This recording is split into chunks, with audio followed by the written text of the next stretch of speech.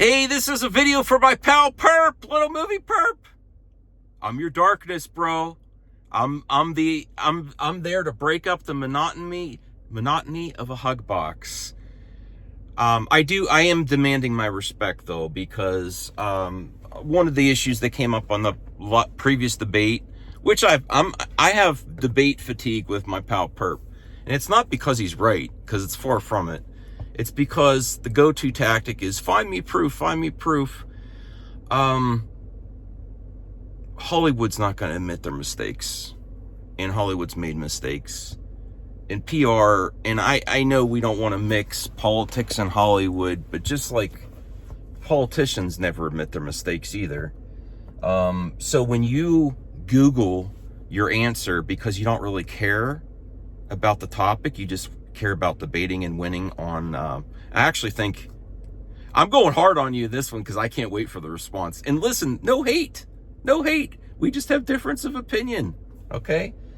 But I believe you, besides have a bias towards the industry that they inherently do good and they know what they're doing, which my feelings, I don't have proof except following. The only proof I have is following the industry for so many years and so many projects falling through. I said a great movie is like a perfect storm of everything coming together, and it's a beautiful thing. And that's why I love movies, and some of the behind the scenes stuff is even more interesting. But there is not going to be an article for you to Google or for me to find the answer of this person got fired or this project got canceled. Okay? It's just not going to happen. And then it's very naive of you to think that the industry does not use leaks and social media to promote things too. Now, there's two sides. People that believe everything is that's not mainstream and scoops and stuff is true. And there's people that believe only official PR is true. And you're both wrong. It's in the middle. Some things happen, there's nuance to this conversation. Okay, so there's scoops that happen with the industry that help the industry. It helps be in nerd culture around every day, all year round. It's a great thing for these projects, especially if you have a movie universe. And as someone that's followed, especially I followed the video game industry, the movie industry, the music industry, the toy and doll industry too, all at their boom. On the consumer level, I deserve my respect. I'm going to get my respect. I've seen things implode. I've seen the attitude of executives and corporations where they just want to group their actual critics and consumers as haters. And there are haters there, but don't group us together. Not the ones that give constructive criticism. And I will tell you what, it is very important to criticize announcements without follow through. For example, the Xbox, the Microsoft Xbox. There could be many people that invest in a console for a life cycle, like the Series X, that are first false advertising, using their funds, and they have a box there that's not going to have any AAA games, and most of what was promised to them is canceled, including as recent as like a month or two ago, Microsoft did this. So it's very important to cover things like this. The weasel thing that the industry does, and I believe Kathy is guilty of this, is not announcing it from her mouth officially every time, but using their close web of trades to announce things, so they could say, oh, well, Lucasfilm didn't announce it, or all these other scenarios when fans that have been waiting for all these projects know that they were being worked on. It's kind of disrespectful to just say, you know what, Max, where's the proof that this was actually being worked on and it wasn't just people? It's like bullshit arguments. It really is. Like, you're telling me that I love Star Wars, and it's like, you don't really care. I don't really care about the sequel trilogy. That waits on every single little tidbit announcement of Star Wars that's covered through the years. That wasn't really a thing because they didn't announce it officially from Kathy's, or it came through a trade. Bullshit. Okay? We know this stuff's being worked on. Things fall through. That's the industry. It's the amount of things that fall through. So I will say this, Phil Spencer is one of the worst executives besides our current president. No effing kings. No kings, no gods, no FOMO. You know, I'm an independent thinker now. I'm not falling for FOMO every time. I don't need to see every movie. I am still a consumer. I'll see things on my own terms if they are worth my while. And I feel like that's a lot of the general audience now. We're sick of just saying, oh, you should just come because it's a new Superman movie. It's got to be good. And I think this is going to bring people. But Phil Spencer, horrible job. And I treat Kathy with respect of her producing history. She deserved the opportunity of the job. I think she's failed. But she is not a complete failure like Phil Spencer. Phil Spencer, you're a complete failure. And yes, you should be replaced because people are losing their jobs. And I'm not going to cry tears for millionaires that get golden parachutes when they leave, when a employee that has student loans that works crunch hours may not even get severance and being replaced by AI.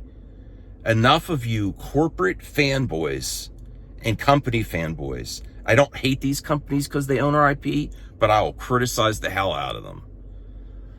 So that's just my initial thoughts on this. And they're not going to tell you that Charmin Obaid-Chinoy is fired. And she's not fired. They're most likely not going to go forward with her because I did the research too. I watched her documentary. Amazing. I forget what the documentary was called. It was about, unfortunately, women in Pakistan, I believe, going through some horrible things. And it was a really well done documentary.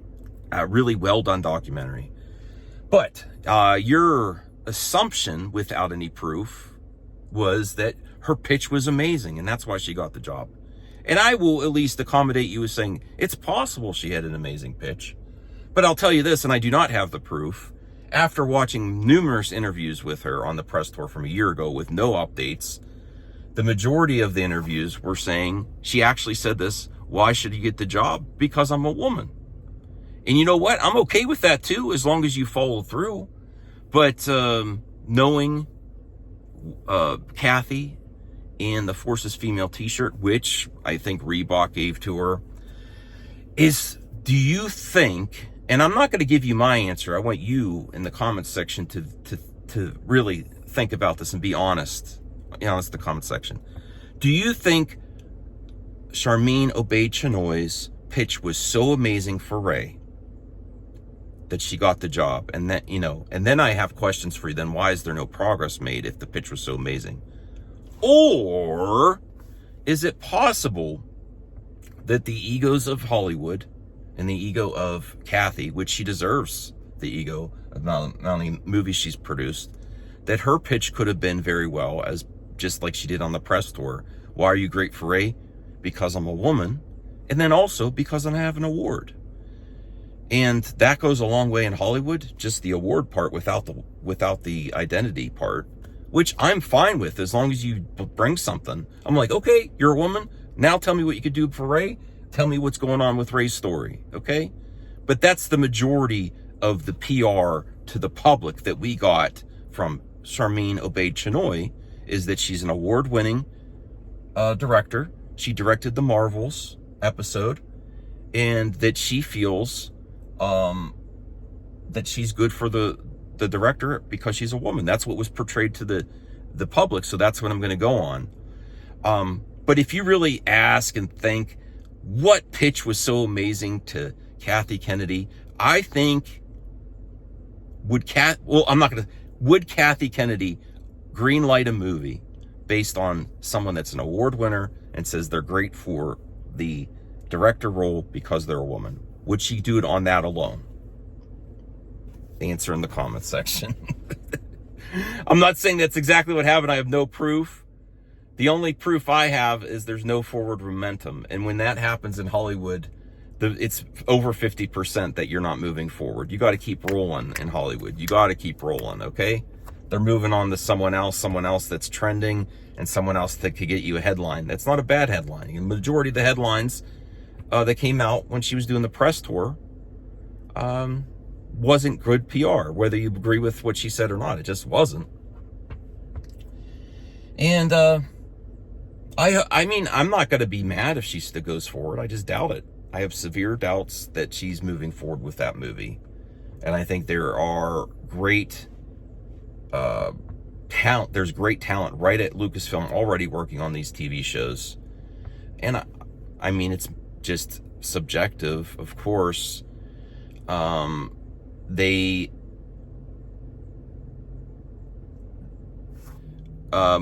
there's a difference between making a TV show and a movie, but someone that's that tested on all these different projects, like Bryce Dallas Howard or Deborah Chow, I believe, that did a whole season of Obi-Wan.